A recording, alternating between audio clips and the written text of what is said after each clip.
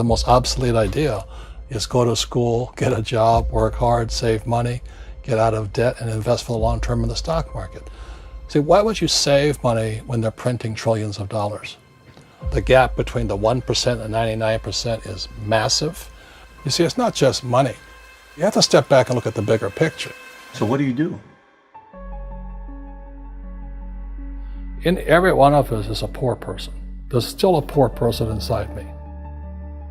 There's also a middle class person, and the middle class person wants security. They want that steady paycheck. And there's a rich person. And they're all inside of us, except that it's not taught. You're taught to go to school, get a job, and get a paycheck. You're not taught to how to get rich. If you read Rich Dad, Poor Dad, my rich dad refused to pay me. He said the paycheck was one of the most damaging things you could take in your life. He says the moment you take a paycheck, you're an employee, and that's the mindset. So my rich dad never paid me. It drove my poor dad, government employee, nuts. You gotta pay people, you gotta pay people. And Rich Dad was not saying that the paycheck was bad. He says you didn't want to be a slave to money. So as an entrepreneur, if Rich Dad folded, I just started another company. I don't need a paycheck. I don't need anybody to take care of me. If my government doesn't like me, I move to another country because they need entrepreneurs there. So the entrepreneur is not so much the business. The entrepreneur is really the mindset and the skill sets and the different set of rules. You see, I don't operate, small business does not operate in the same rules as big business. Entrepreneur is a mindset first, a skill set, and rules. And depending upon whether you're an employee or a small business, the rules are different. The mindsets are different, the skill sets are different. If you could say one thing to somebody who's never been an entrepreneur and they're thinking about making the leap of faith into becoming an entrepreneur, what could you tell them? Well, I'll just tell them the same thing that happened to me. My last paycheck, I still remember it clearly.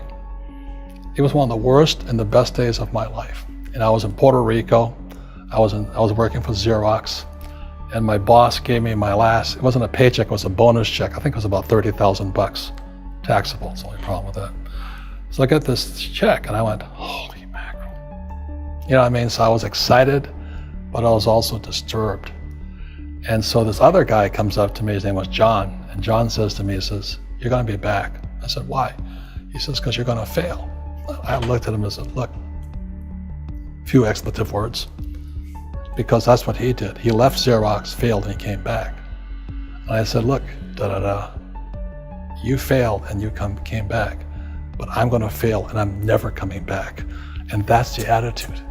Do you know what I mean? If you say, well, if I fail, I'll go back to mommy and daddy, then that's what you'll do. So if you fail, that's when I became an entrepreneur, because I had no money. I had no money for years. I didn't have a paycheck. But that's what my rich dad encouraged me to do. He says, when you don't have this paycheck, you get hungrier, smarter, and it's a test of your character. Will you become a crook? Will you become dishonest? Will you cheat and steal? Or will you become a better human being? So really, that's the benefit of becoming an entrepreneur, is you really find out who you are when you don't have anything. So you always have to look at the big picture. Too many people look at, well, what's going to happen to me? When you look at the big picture, you're also going to know that when something bad happens, something good's going to happen. But you got to prepare for whatever is coming. If you think next 20 years will be like the last 20 years, you're going to get creamed. When you and I go to the supermarket and we buy a carton of milk, we always check for the expiration date. But most people do not check for the expiration date on their brains. Instead of get out of debt, I get into debt. I just refinanced $300 million in debt. I went from 5% to 2.5% interest. I made a fortune. Every month, more money comes in because my cost of money has gone down. So while some financial experts are saying get out of debt, I'm saying learn how to use debt. See, when I came back from in Vietnam in January of '73, the first thing my rich dad said to me was go to school to learn how to invest in real estate. It wasn't real estate, it was how to use debt and taxes. Debt and taxes make the rich richer. Debt and taxes make the poor, the middle class, poor. So all the rich guys who are doctors and lawyers or, those guys, they're getting creamed and they don't know why. Doctors are getting creamed. Oh yeah, they make it more money, but the take home is less. Sure. My doctor just yelled at me. He was happy. He says, "Oh, guess what? I finally made $1 million." And I said, "Yeah, this was just 3 weeks ago." And so I said, "Yeah, well, how much you pay in tax?" He says, $750,000 in taxes. So his net was about $400,000. That's not bad. But when I make $1 million, I keep $1 million. And the reason is because I don't make it by working for money. See, if you work for money, you're taxed. So that's why lesson number 1 in Rich Dad, Poor Dad is the rich don't work for money. What we do instead is we create businesses as entrepreneurs. We acquire real estate. I don't invest in the stock market. Okay? So the reason is because as entrepreneurs, I have more control over my income, how much I make, and how much I pay in taxes. And because I'm an entrepreneur as well as an investor in real estate, I pay 0 tax. So every time I make, let's say, $1 million as an entrepreneur, I immediately invested in real estate and I have a 4-to-1 step up. So I put $1 million in real estate, I get $4 million from the bank. That's why I love banks. But the banks are screwing everybody else, terrible, but it's good for me. That's why you say when you print, it's good for you, but when you print, it's bad for people that work for money. Because when you print, savers get creamed and people who work for money get creamed. When they print, debtors get rich. You see, debt and taxes make the rich richer, and debt and taxes make the poor middle class poorer. When we have obsolete ideas, we get obsolete results. So what's happening for most people, the idea of going to school, getting a job, working hard, saving money, getting out of debt, buying your house because it's an asset, and investing for the long term, is obsolete. The world has changed. The world changed in 1971 when President Nixon took us off the gold standard and money became debt. What if we get rid of school? Then what would happen? Would it be better if we had no educational system at all? No, I'm saying education is more important before. It's just obsolete. There's Moore's Law which states information doubles every 18 months. In other words, everything's obsolete 18 months. So, and this is just a recent phenomenon. So when you come out of school, you're already obsolete.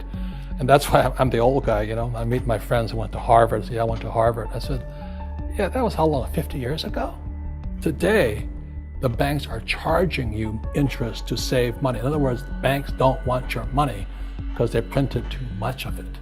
And that's why there's this bubbles in stocks and bubbles in real estate and all this. People are dumping the cash because, as I said in here, savers are losers and cash is trash.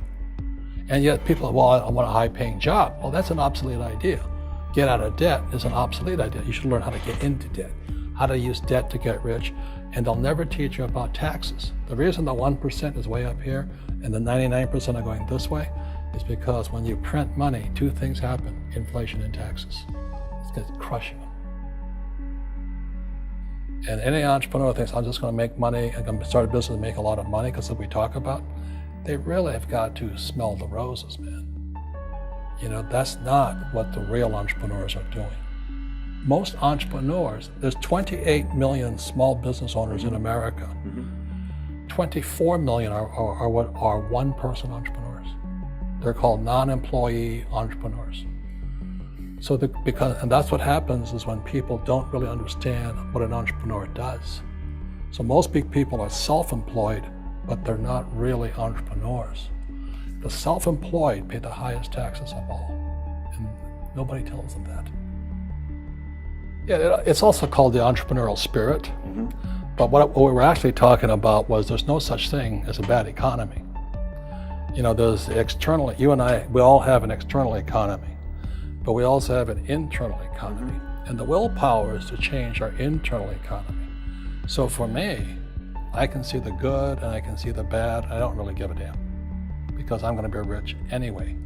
But a poor person with a poor personal economy, all they're going to see is a bad economy because they don't know how to make money in any economy.